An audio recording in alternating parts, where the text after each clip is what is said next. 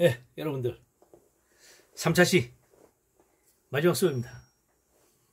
여러분들 제가 여러분들을 배려하는 차원에서 그 차시별 그 동영상을 40분을 안 넘기려고 그래요. 가급적이면은. 그래서 여러분들 학교 수업도 해야 되고 또 반도체도 해야 되는데 하여튼 반도체 전반적인 흐름이 어떻게 해야 된다는 큰 그림은 여러분들 좀 알고 가셨으면 좋겠어요. 예. 그렇고 이라고 여러분들한테 제가 좀 무거운 숙제를 많이 주죠. 뭐 시가총액이라든지 아니면 실리콘밸리라든지 이런 것들은 또 반도체를 또 산업을 이해하는데 또 뗄래야 뗄 수가 없으니까. 그래서 여러분들의 이런 그 플래시한 그 여러분들의 그 생각을 좀 제가 좀 알고 싶어요. 궁금도 하고. 그래서 여러분들의 생각을 좀 제가 좀 이렇게 알고 싶어서 하는 숙제니까 너무 부담 가지 마시고 자유롭게 여러분들 생각하는 그 범위 내에서만 하세요. 이거 가지고 뭐 찾아보고 그렇게 할 필요 없어요. 여러분들이 제가 배경 설명했지 않습니까? 그죠? 그러니까 배경 설명 근거로 해갔을 때 왜 그랬을까를 갖다 여러분들 한번 고민해 보세요. 예. 이거 가지고 뭐 백과사전 찾아보고 주변의 사람들 물어보고 이렇게 할 필요는 없습니다. 여러분들의 생각, 여러분 생각을 제가 알고 싶은 거예요. 예. 예, 주기율표입니다. 주기율표는 여러분들 화학 시간에 아마 배울 겁니다. 그죠? 화학 시간 화학 교재 보니까 그 뒤에 부록을 해가지고 나와 있거든요. 그래서 주기율표는 뭐냐? 이 원자 배열을 같은 성질을 가지고 있는 원자들끼리 묶은 겁니다. 그래서 이쪽 세로는 주기라 그러고 가로는 그 족이라고 합니다. 족. 1족, 2족, 3족, 4족 숫자 적혀져 있는 게 그 족을 나타냅니다. 1족, 2족 해갖고 18쪽까지 있습니다. 그죠? 18쪽까지 가 있고 그 다음에 이렇게 가운데 움푹 파졌죠? 그죠? 움푹 파인 부분. 그 다음에 이렇게 별표가 있는 부분에는 요 사이에 이만한 또 원자들이 또 있는 거예요. 원자들이 또 존재한다는 뜻입니다. 그래서 표현한 건데 이거는 좀 오래된 거예요. 지금은 그 여기까지 차 있죠. 그죠? 주기율표 보면은 여기까지 118번입니다. 여기까지가. 근데 이게 옛날 건데 컬러풀하게 돼 있어 가지고 제가 가져온 겁니다. 그래서 뭐냐면은 가운데 이렇게 돼 있는 부분은 요 색깔은 전이금속. 그다음에 이거는 전형금속. 전형금속. 그 다음에 약간 이게 노란색, 제가 색깔을 잘, 구분을 잘 못합니다. 주황색까지 생긴 거. 주황색은 비금속 이렇게 해갖고, 금속, 전형금속, 비금속 이렇게 구분했는데, 최근에는 어떻게 바뀌었냐면 이렇게 바뀌었어요. 금속, 중금속, 비금속 이렇게 바뀌었습니다. 이러고 미확정금속. 미확정금속은 뭐냐면은, 원자는 발견했는데, 이게 금속인지, 비금속인지, 중금속인지 아직까지 확정이 안 됐다는 뜻입니다. 그래서 지금 이 최신 버전입니다, 여러분들. 여러분들 교재에 있는 그 뒤에 있는 거 부록으로 있는 거 제가 캡처해서 찍은 거거든요. 그래서 지금은 118번까지 오가네손까지 이제 그 원자가 발견됐습니다.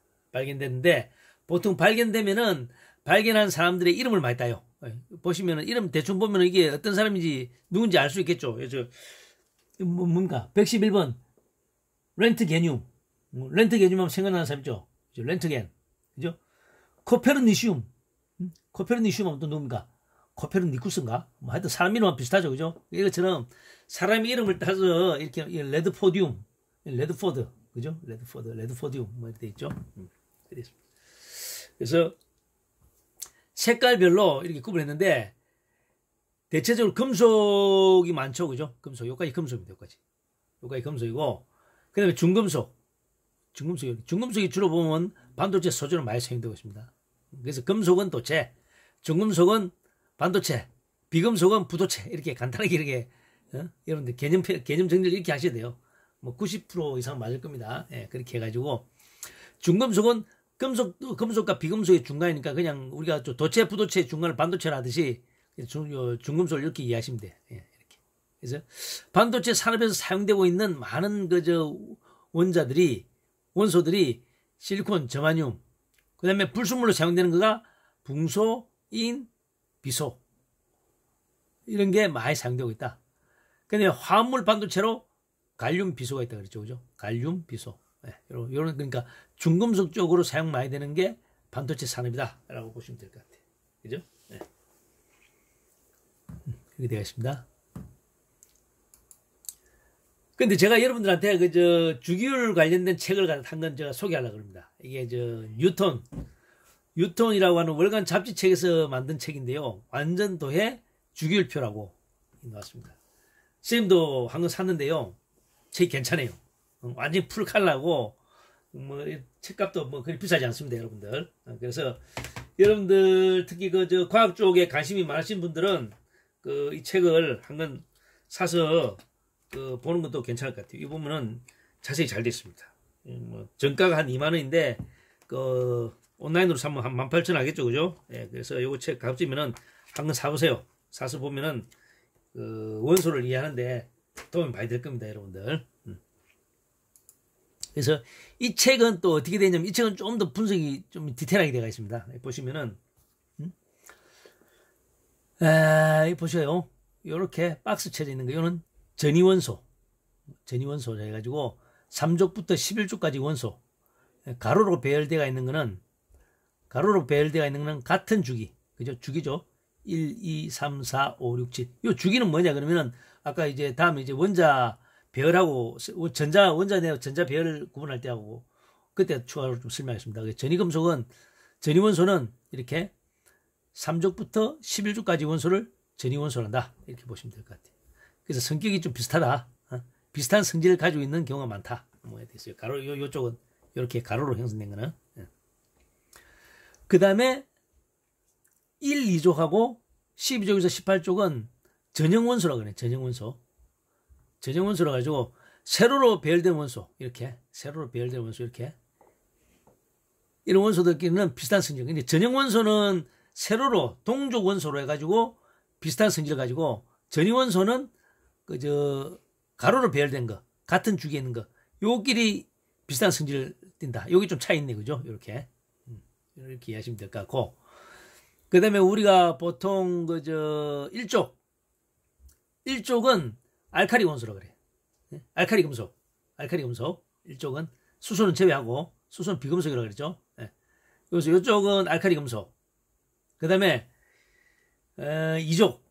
2족은 베릴륨하고 마그네슘을 제외한 2족은 우리가 알카리 토금속이라고 그래. 토금속. 이가 양이온이 되기 쉽다. 그래서 이쪽은 이가 양이온이니까 이쪽하고 결합할 수 있겠죠. 그죠? 이쪽. 그래서 일가 양이온이 되기 쉬운 알카리 금속은 일가 음이온이 되기 쉬운 할로겐 해가고 이온 결합을 합니다. 이온 결합. 그래서 우리 소금 같은 거 어떻게 됩니까? 염화 나트륨이죠. 염화 나트륨 NaCl이 결합하죠. 이렇게. 그래서 이온 결합하는 대표적인 원소들이 알카리 금속과 할로겐 원소다. 이렇게 보시면 될 것 같아요. 그 다음에 이제 18쪽은 다른 원자와 화물을 거의 만들지 않습니다. 이거는 요 하나로서 안정적인 상태를 유지하고 있기 때문에 비활성 기체라 그래. 요 자체는 성분이 다 기체네요, 그죠? 비활성 기체라 기체로 존재합니다. 그 다음에 조금 더 디테일해 보면 여기는 이제 란타눔종이라 그래가지고 여기 들어간 거 원자 번호가 57부터 71까지 란타늄종이라는데 우리가 보통 히토류 하죠, 그죠? 히토류에 사용되는 원소가 보통 란타늄종이 있는 겁니다. 이렇게 57번부터 71번까지 17개 원소. 여기에 스칸디움과 이트륨, 스칸디움하고 이트륨 요 두 개와 요거 그러니까 총 17개를 갖다가 히토류 원소라고 합니다. 히토류 원소. 그다음 요 밑에 있는 거 요거는 악티늄족 해갖고 이렇게 89번부터 103번까지 이렇게 형성됩니다. 이쪽에 들어간 거죠. 그래서 전이원소는 가로로 배열된 거가 같은 성질을 나타내고, 그다음 다른 쪽에 있는 전형원소는 세로로 같은 성질을 가진다. 이렇게 여러분들이 이해하시면 될 것 같아요. 좀 설명이 좀 잘 돼 있죠. 그러니까 여러분들 아까 소개한 책자 뉴턴에서 놓은 그 주결표 그 책 좀 사서 한번 그때 필요할 때 여러분들 참조하셔도 될 것 같아요. 그래서 이제 아까 우리 가전자대를 얘기했는데, 가전자대는 뭐냐? 이렇게 가운데 있는 게 핵입니다. 핵이고 이제 주변에 이제 이 전자들이 이렇게 배열이 되어 있습니다. 배열이 되어 있는데, 전자가 배열되어 있는 최외곽에 있는 전자이죠. 이걸 우리가 가전자대역이라고 해요. 가전자대역. 전자가 최고 가쪽에 되어 있다, 그죠? 최고 가쪽에 있는 전자대역. 이걸 우리가 이제 최외곽 전자가 있는데 이걸 가전자대라고 합니다. 우리말이 어렵죠? 영어로 뭐냐? 밸런스 밴드라고 해요. 밸런스 밴드. VALENCE. 밸런스 밴드. 영어로 밸런스 밴드거든요. 근데 밸런스 밴드를 어느 사람은 가전자대라 해석하고 번역하고 어느 책은 또 가전자띠라고 이야기하고 막 그런데 어떻게 보면 영어로 통일시키면 오래 나갈 수 있겠죠. 밸런스 밴드, VALENC, 밸런스 밴드라고 합니다. 전도대는 뭐냐? 컨덕션 밴드, 컨덕션 밴드. 그래서 이렇게 이제 V와 C로 보통 구분을 많이 합니다. 그래서 가전자띠라고 하는, 가전자대라고 하는 데가 뭐냐? 최외곽에 전자가 놓여있는 요 대역, 요 에너지 대역. 이걸 우리가 가전자대역이라고 한다. 보시면 될 것 같아요. 그래서 이거는 아까 뭐 했습니까? 알칼리 금속하고, 그 다음에 할로겐, 그죠? 할로겐 원소하고 이렇게 전자가 이렇게 이온 결합하는 형태죠. 그죠? 예. 금속 원소와 비금속 원소는 이렇게 이온 결합을 하는 겁니다. 예. 그 다음에 비금속과 비금속은 이렇게 전자가 같이 공유를 하는 거죠. 공유 결합. 반도체가 대표적인 그 결합 형태죠. 이렇게 서로가 전자를 공유를 하는 거예요. 같은 궤도에서. 이거는 공유 결합, 이거는 이온 결합인데 최외곽 전자를 우리가 가전자대라. 그래서 빨간색으로 표시되어 있는 거죠. 빨간색으로 표시되어 있는 요 대역이 최외곽 전자 대역이고 다른 말로 가전자대역이라고 합니다. 가전자대. 예. 여러분 기억하세요. 가전자대는 최외곽에 있는 전자대역이다. 이렇게 보시면 돼요. 왜 그렇게 이야기하냐면은 우리가 에너지를 가했을 때 전자가 자유전자가 되기 쉬운 가장 대역이 어디냐? 가전자 대역에 있는 전자겠죠. 왜 안쪽에 있는 전자는 요 최외곽에 있는 전자가 다 떨어져 나오고 난 다음에 이게 그 다음에 영향을 받는 거죠. 그죠? 그러니까 항상 영향을 주는 건 뭐냐? 최외곽에 있는 전자가 가장 먼저 영향을 받는다. 뭐 그런 의미에서 그 가전자대라고 합니다. 예. 그래서 반도체 같은 경우는 아까도 얘기했지만 실리콘과 저마늄이 대표적인 그 제품이다. 근데 그걸 좀 자세히 보면은 여기 이제 이런 표시는 다 아까 제가 말씀드린 주기율표 있는 책에서 참조한 겁니다. 예. 실리콘, 규소, 우리말로 규소, 원자번호 14, 그죠? 원자량 28.09 되겠습니다. 특징, 녹는 점이 1410도입니다. 끓는 점 2355도. 예, 이제 끓는 점 가지고 있고, 지구상에 아주 많은 양을 가지고 있습니다. 그죠? 이 지구상에 실제로 있는 양이거든요. 그러니까 이제 모래 백사장 가면 다 실리콘이니까 양이 많죠. 우주에도 많아요. 우주에도 10의 6성이네. 전자 배치, 이는 이제 여러분들 화학 시간에 아마 배우게 될 겁니다. 화학 시간에 배워야 되는데, 전자 배치가 이렇게 되어 있습니다. 요 의미를 이해하는 거는 화학 시간 때 자세히 배우니까 여러분들 학교에서 하는 그 화학 시간 때, 집중해서 좀 이렇게 학습하시기 바랍니다. 요까지 제가 자세한 거는 간단하게는 설명드리는데 디테일하게는 제가 설명 안 드립니다. 왜? 화학 시간 때 이거 배우니까. 전자 배치는 돼 있고, 참고로 앞에 숫자 있죠? 숫자는 주기를 나타냅니다. 주기. 여기 1번, 2번, 3번, 4, 5, 6, 7이죠. 그죠? 요 주기를 나타내는 숫자고, S와 P는 전자가 들어갈 수 있는 놓여지는 궤도의 모양입니다. S는 이제 동그랗게 생겼다가 스피어. 동그랗게 생겼고, 요 구처럼 생겨서 스피어.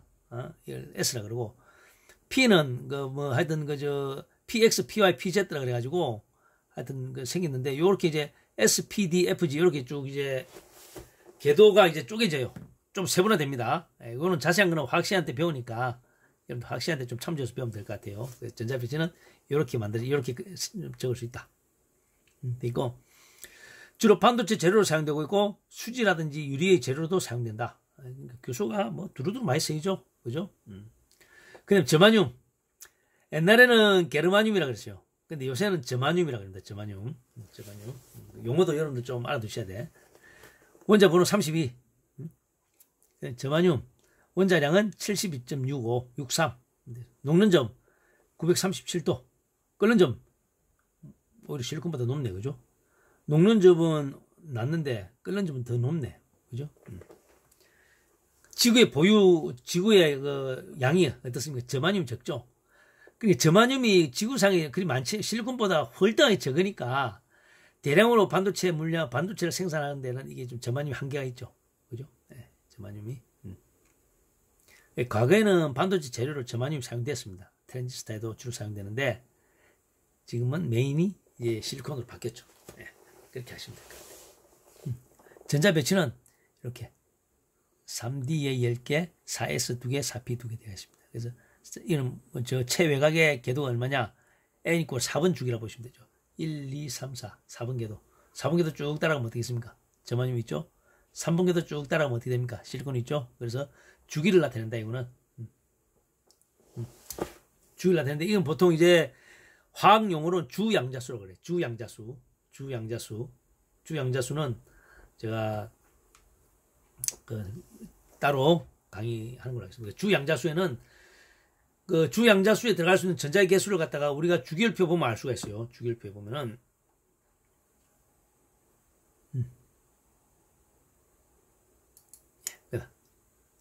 그친가? 이렇게 뭐 두 개 지나간 것 같은데.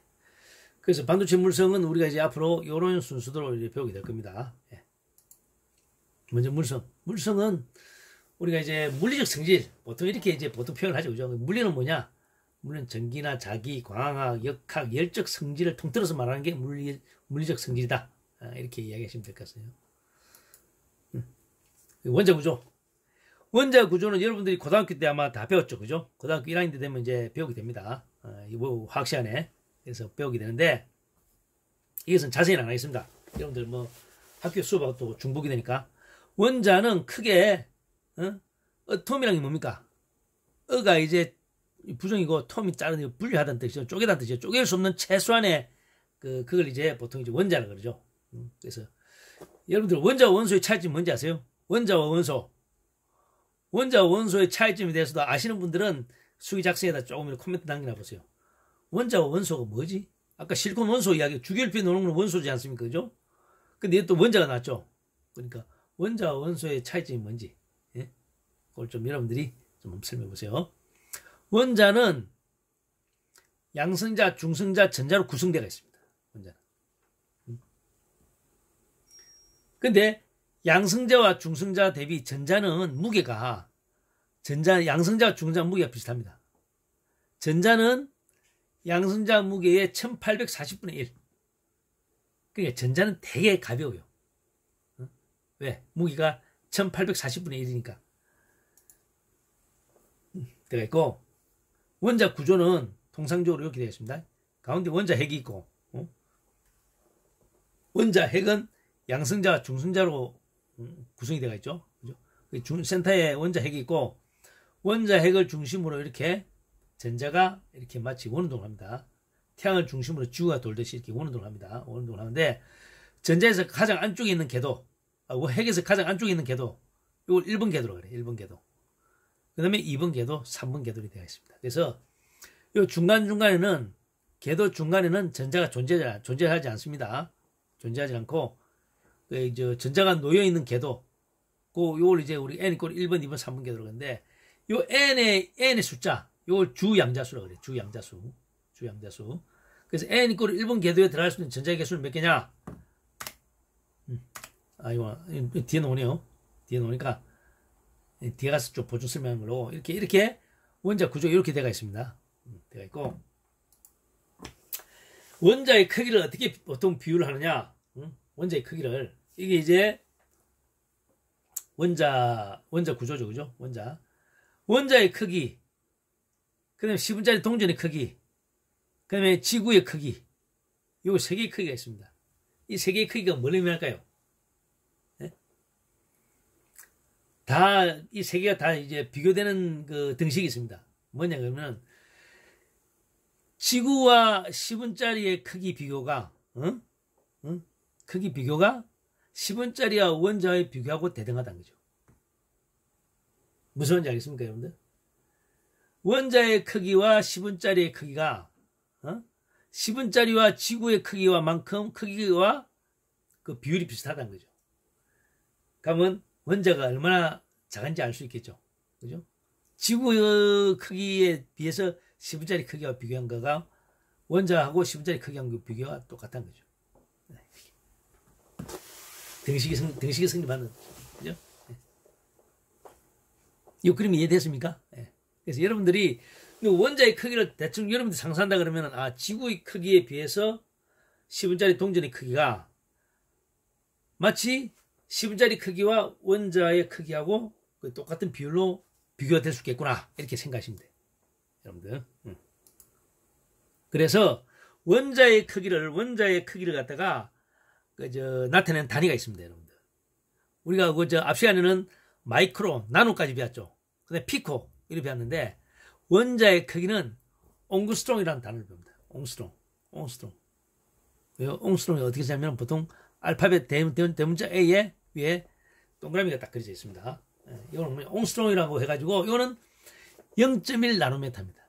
1 나노보다 10분의 1만큼 적은 거죠. 그죠? 10분의 1 나노메타입니다. 메타로 한 사람은 10-10승. 그러니까 원자를 갖다가 이렇게 보통 분석할 때 이렇게 보시면 원자나 분자의 크기라든지 미생물 구조, 화학적 결합, 크리스탈의 원자 배열, 그다음에 전자기 방사선의 파장, 집적 회로의 규모를 나타낼 때 사용되는 단위가 옹스트롱입니다. 여러분들 꼭 기억하세요. 반도체 학습을 할 때 이 옹스트롱이라는 단어가 상당히 많이 사용되고 있습니다. 그래서 이분은 이 단위는 스웨덴의 물리학자 옹스트롱이 이름을 따서 만들어졌습니다. 그래서 이분이 1800년대 중반에 활동했던 물리학자인데 이 사람이 이 용어를 최초로 정의를 내린 거죠. 정의를 내린 겁니다. 그래서 1옹스트롱이 어떤 거냐? 1옹스트롱은 뭐냐면 N-1 1번 궤도 있죠. N-1 1번 궤도의 직경.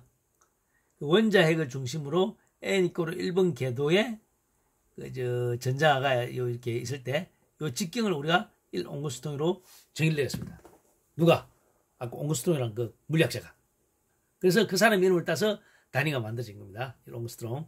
1옹스트롱은 10분의 1 나노메타입니다. 그럼 잘 기억하세요. 10분의 1 나노메타 1옹스트롱이고 1옹스트롱은 10의-10성 메타. 이렇게 이해하시면 돼요. 그래서 우리가 보통 지금 반도체 개발 수준이 5나노, 7나노 그러죠. 그죠? 5나노, 7나노를 갖다가 옹스트롱 단위로 환산하면 어떻게 됩니까?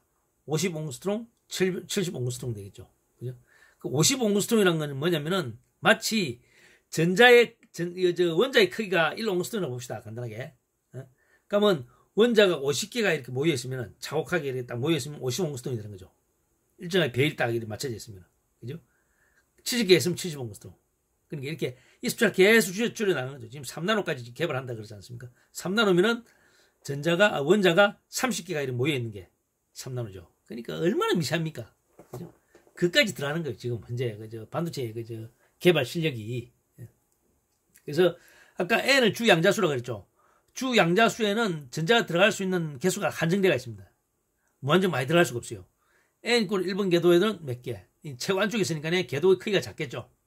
근데 2번 궤도는 1번보다 또 크고, 그러면서 숫자가 점점 크면 클수록 궤도의 길이가 커지겠죠. 그럼 들어가는 전자의 개수도 많아집니다. 그래서 어떤 법칙을 따르냐? 2 곱하기 n의 제곱만큼의 개수가 n 이꼬로 n 주양자수에 들어갈 수 있다는 겁니다.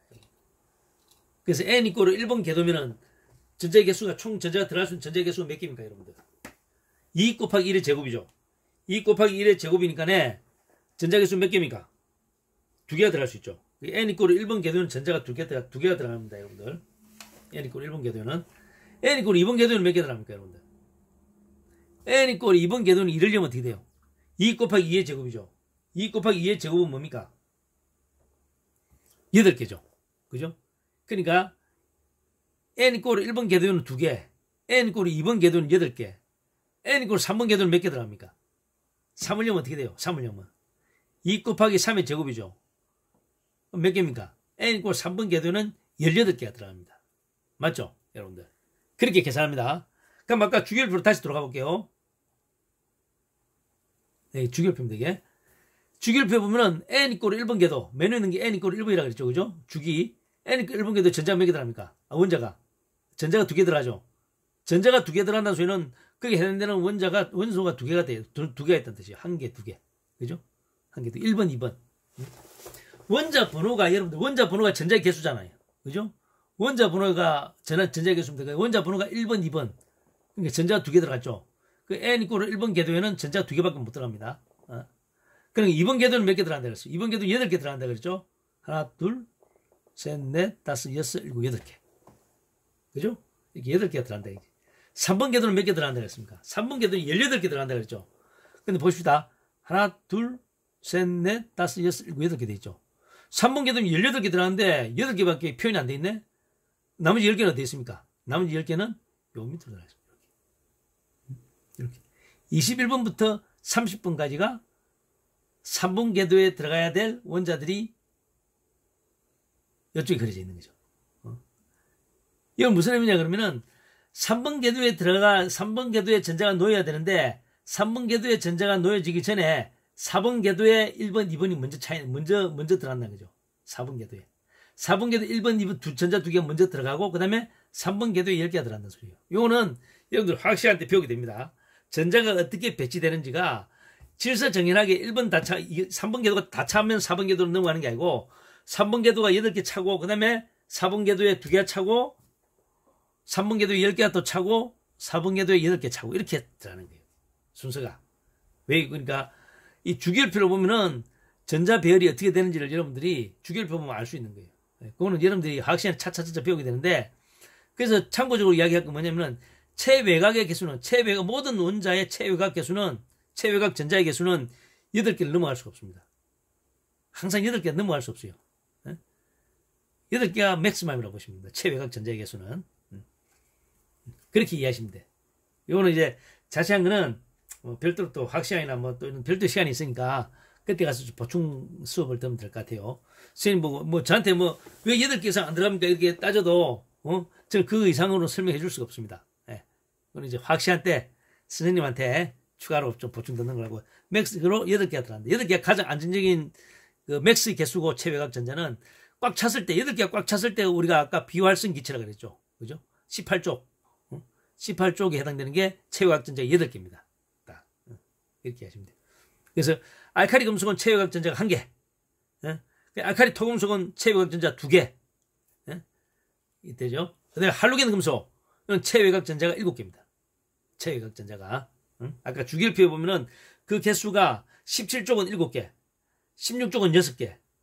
아까 반도체는 14족이었죠. 14족은 체외곽 전자가 4개입니다. 이렇게 이해하시면 돼요, 여러분들. 이거 뭐냐? 이거 어디냐? 세종시에 있는 중앙공원입니다. 중앙공원. 중앙공원. 중앙공원이 아니네요. 세종시청에 있는 그쪽 수변 보행도로입니다. 수변 그 공원입니다. 예. 그 보시면은 가로등이 이렇게 생겼어요. 가로등이 이렇게 생겼는데 마치 가로등의 모양이 원자 구조 모양이 비슷하잖아요. 그죠?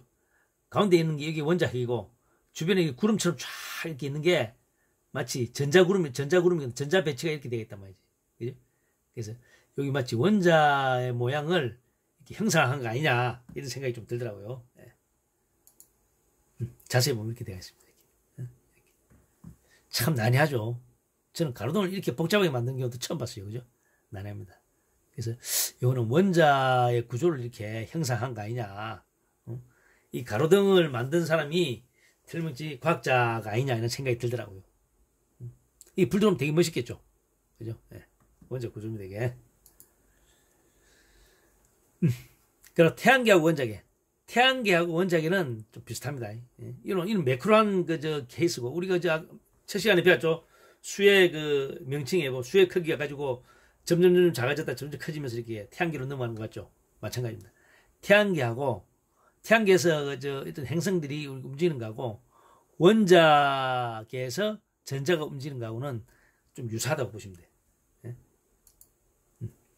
그러면 전자 상태 배치는 어떻게 되느냐? 아까 체외곽 전자의 의미도 그렇고 주 양자수에 들어가는 총 전자의 개수를 계산할 때 2 곱하기 n의 제곱 이야기했죠. 그거의 원리가 전자 상태 배치를 가지고 우리가 설명할 수가 있습니다. 설명할 수가 있어요. 그래서 이거는 주 양자수는 뭐냐면은 아까 큰 궤도 있죠. n = 1번 궤도, 2번 궤도. 총 전자의 개수가 들어가는 2 곱하기 n의 제곱이라고 했습니다. 그죠? 그래서 우리가 1, 2, 3, 4번 궤도라고도 이야기하지만은 다른 데는 K, L, M, N이라고 하는 단위로 주 양자수를 표현하게 합니다. 그래서 이거는 제가 별도로 수업을 안 하겠습니다. 이거는 주 양자수라고 하는 게 있고 전자 상태를 배치하는데 이런 용어들이 사용된다는 겁니다. 그 다음에 궤도 양자수라고도 하고 각 운동량 양자수라고 하는 게 이제 스몰 n이 있습니다. 스몰 l 있고 스몰 l은 주 양자수에서 1을 뺀 만큼의 그 양자수로 표현됩니다. 그래서 이거는 n 꼴 1일 때는 l은 1 빼기 1인 게 0밖에 없겠죠. 그죠? n 꼴이 1 때는 어떻게 됩니까? 2면 2 곱하기 2 빼기 1인 게 1이죠. 1 때는 0과 1이 있는 거예요. 항상 이렇게 요 양자수는 n에서 1을 빼는데 그 1보다 작은 숫자는 포함하고 있는 겁니다. n 이꼴 3이면 어떻게 됩니까? n 이꼴 3이면 0, 1, 2가 되는 거죠. l은. 그죠? 0, 1인데 0은 그 우리가 보통 궤도의 모양에 따라 가지고 0은 s라 그러고 1은 p라 그러고 2는 d, 3번은 f라 그럽니다. f 궤도. 그래서 l의 값을 가지고 궤도의 모양을 의미하는 l은 양자수의 각 운동량 양자수 l은 궤도의 모양을 나타내는 거고 주 양자수는 크기를 나타내는 겁니다. 크기. 궤도의 크기. 그렇게 형상 그 크기를 나타내는 겁니다. 그래서 궤도의 모양과 궤도의 크기를 통해 가지고 우리가 전자가 어떻게 배치되어 있는지 이렇게 우리가 대충 이렇게 표현할 수 있는 거죠. 그럼 이 두 개만 있느냐? 아닙니다. 그다음에 또 뭐냐? 자기 양자수가 있습니다. 자기 양자수 m은 이거 마그네틱이네 그죠? 마그네틱 자기니까 m은 나타나. m은 2l 플러스 1입니다. 2 곱하기 l에 또 1을 더하는 겁니다. 그래서 l 이꼴 0이라 그러면은 2 곱하기 0 플러스 1은 1이죠. m의 값은 1입니다. 1. 1인데 자기 양자수에는 항상 스핀이 있어요. 스핀이 플러스 마이너스가 있기 때문에 1이면은 두 개의 전자가 들어간다는 뜻이에요. l 이꼴 1일 때는 p라 그러는데 l 이꼴 1이 p입니다. p일 때는 2 곱하기 1 플러스 1이니까 3이 되죠. 3에 각각의 그 스핀이 있으니까 6개가 들어가는 거죠. 그죠? 2일 때는 그 m 값이 5니까 5 곱하기 스핀이 2개가 있으니까 10개까지 전자가 10개가 들어가는 거예요. 그래서 S 궤도에는 맥스 전자가 2개 들어갑니다. P 궤도에는 맥스 6개까지 들어가요. 그럼 D 궤도에는 맥스 10개가 들어갑니다. 10개. 그래 들어가니까 그렇게 해서 주 양자수와 궤도 양자수, 자기 양자수가 이렇게 채워지는 겁니다. 이렇게 그려지는 겁니다. 에너지가. 그래서 자세한 거는 여러분들 학생한테 또 배우니까 그때 선생님한테 자세히 배우시고 이런 식으로 전자 상태가 배치되고 전자가 배치되구나. 전자가 이렇게 원자 핵을 중심으로 주 양자수 궤도로 해가지고 이렇게 전자가 배치되구나 이렇게 하시면 돼요. 그리고 최외곽 전자의 개수는 8개가 최고의 수다. 그죠? 8개를 넘어갈 수가 없다.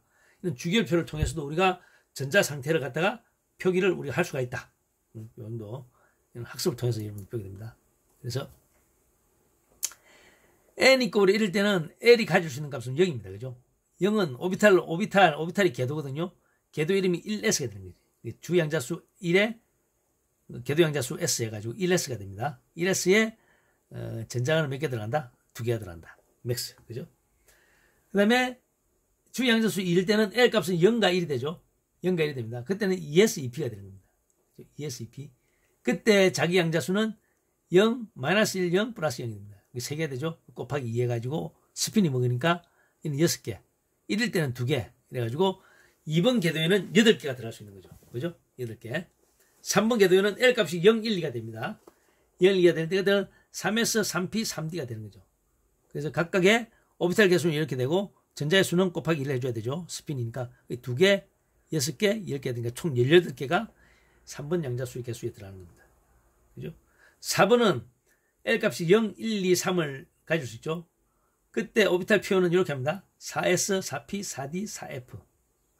이렇게 하죠. 그때 이제 자기 양자수는 이런 값을 가지고 오비탈의 개수는 이렇게 되고 곱하기 2한 거가 해당되는 요 주 양자수에 들어갈 수 있는 총 전자의 개수가 되는 거죠. 그죠? 그렇게 이제 차곡차곡 채워지는 겁니다. 네, 여러분들 쉽죠? 왜? 물리나 화학은 항상 규칙성이 있습니다. 규칙성이기 때문에 여러분들 학습만 하면은 그 다음에는 응용이 가능합니다. 이렇게 전자 상태는 이렇게 표기해야 되는 거죠. 이렇게. 그래서 우리가 앞에서 이야기한 실리콘이라든가 저마늄의 전자 상태 아까 나와 있었죠? 3s2, 3p2 이게 다 여기서 나온 겁니다. 실리콘 같은 게 어떻습니까? 3s2, 3p2인데 요 A는 뭐냐? A는 요까지 어딥니까? 요 네온까지 포함된 것 플러스 이렇게 되죠. 그래서 풀로 다 하면 어떻게 됩니까? 풀 네임으로 전자 상태를 표기하면은 1s2, 2s2, EP6, 3s2, 3p2 이렇게 되겠죠. 그죠? 이렇게 하면은 실리콘의 전자 상태 표기를 이렇게 표현합니다. 예, 여러분들. 그래서 실리콘 전자 배치는 어떻게 되냐? 실리콘이라는 원자 핵이 있고 1번 궤도에 2개 들어가죠. 2번 궤도에 8개 들어가죠. 그죠? 3번 궤도에 4개가 들어가죠. 그죠? 그래서 체외곽 전자는 몇 개입니까? 4개죠. 14족. 규소는 14족입니다. 14족. 예. 체외곽 전자가 몇 개냐? 4개다. 예. 그래서 체외곽에 있는 요게 가전자대가 되는 거죠. 가전자띠. 가전자띠라고도 하고 가전자대라고 합니다. 그죠? 이렇게 이해하시면 됩니다.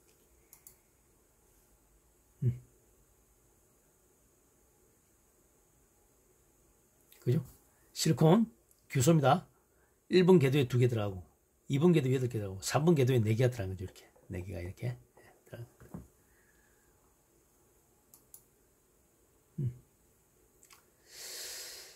이건 조금 뭐 복잡한데 넘어가겠습니다. 절대온도라는 개념이 이제 들어갑니다. 절대온도. 여러분들 물성을 연구할 때 써가지고 절대온도라는 개념을 많이 사용합니다. 절대온도의 개념은 제가 다음 주차 때 설명하는 걸로 오늘 수업은 요거로 마치겠습니다. 마치는데 숙제 뭐가 있느냐?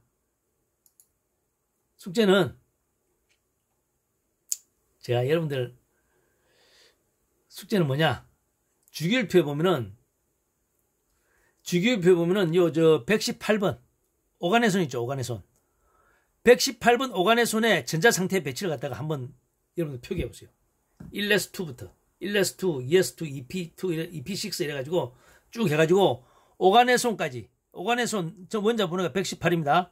118번까지의 전자 상태 배치도를 갖다가 한번 표기해 보세요. 숙제. 그래서 요번 3주차에는 숙제가 2개 있습니다. 첫 번째 숙제, 실리콘밸리와 데득밸리가 왜 실리콘밸리는 승승장구하는데 데득밸리는 안 됐을까? 그죠? 대학도 똑같이 스탠포드 대학, 카이스트 충남대가 있는데 왜 우리나라는 실리콘밸리만큼의 데득밸리가 성장하지 못했을까? 그 첫 번째 숙제. 두 번째는 원자 번호 118번 오간의 수원의 전자상태 배치를 여러분들 한번 기록해 보세요. 네. 숙제 2개입니다. 네. 그렇게 해서 3주차 수업은 마치는 걸로 하고 4주차는 비대면 수업으로 갈 텐데 비대면 수업을 언제 하면 좋겠는지 아까 1, 2, 3번 있죠. 그 날짜를 좀 이렇게 취합을 해주시면은 보내주시면 제가 취합을 해가지고 날짜를 결정하겠습니다. 그래서 가급적이면 한 명이라도 더 참여할 수 있는 그 날짜로 해가지고 4주차 수업을 진행하는 걸로 하겠습니다. 예, 여러분들 수고했습니다. 예.